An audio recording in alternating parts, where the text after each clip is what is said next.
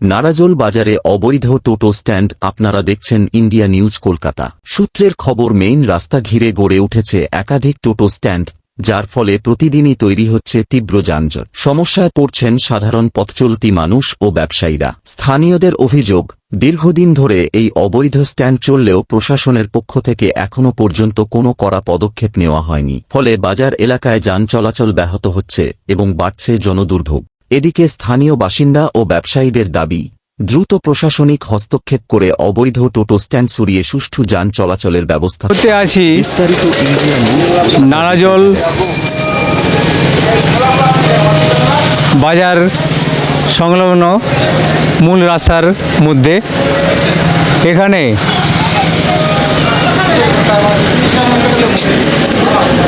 রাস্তার একবারে পাশে পরপর টোটো দাঁড়িয়ে আছে এবং সবসময় এখানে অনবরত গাড়ি, সাইকেল, পথচারী যাচ্ছে। যে কোনো মুহূর্তে দুর্ঘটনা ঘটতে পারে।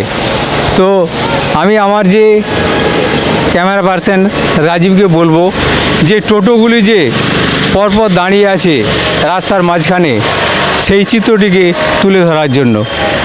কারণ আমরা যদি বিগত কয়েকদিন পিছনে ফিরে যাই, দেখতে পাবো যে এই নারাজলের আশেপাশে প্রায় পথ দুর্ঘটনা ঘটে এবং এখানে যে টোটো, সেই টোটোর এই রাস্তাকে ঘিরে রাখার জন্যই অনেক জনসাধারণ আমাদের কাছে প্রশ্ন রেখেছেন যে দুর্ঘটনা ঘটছে, কিন্তু এখানের প্রশাসন এদের বিরুদ্ধে কোনো ব্যবস্থা নিচ্ছেন না। কেন জানি না, কারণ প্রশাসন এ বিষয়ে সতর্ক হলে এখানের এই টোটোগুলি দাঁড়িয়ে আছে সে নিয়ে ব্যবস্থা নেবে এবং রাস্তাটিকে অবরোধ মুক্ত করতে সহায়ক হবে। তো আমরা দেখতে পাচ্ছি এখানের প্রতিটি টোটো দাঁড়িয়ে আছে কিন্তু কোনো চালকই নেই। তো কয়েকজন যাত্রী বসে আছে টোটোর মধ্যে। আমরা খুঁজছি। আচ্ছা, আপনি কি মনে করেন যে এই টোটোগুলো যে এই অবস্থায় রাখা হয়েছে, এটা রাখা উচিত নয়? এটা উচিত নয়। এতে পথ দুর্ঘটনা ঘটতে পারে। পথ দুর্ঘটনা ঘটতে পারে, কিন্তু এটার জন্য একটা কিছু বিশেষ ব্যবস্থাও করা দরকার। স্ট্যান্ডটা কোনখানে কিভাবে হবে, স্ট্যান্ডটা করাও প্রয়োজন আছে। প্রতিক্রিয়া দেওয়ার জন্য অসংখ্য অভিনন্দন।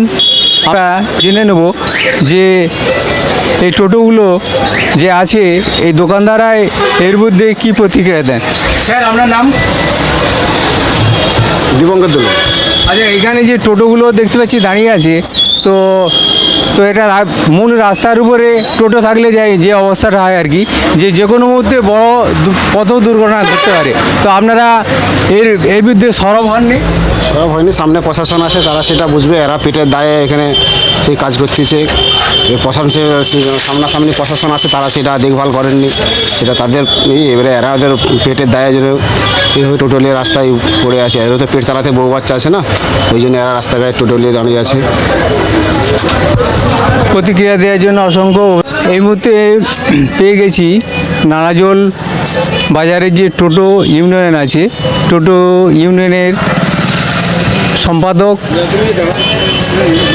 এবং পরিচালক কমিটির সদস্যদের, তাদের কাছ থেকে আমরা জেনে নেব যে এই রাস্তার উপর যে টোটোগুলি দাঁড়িয়ে আছে, তো এতে তো পথ দুর্ঘটনা ঘটতে পারে।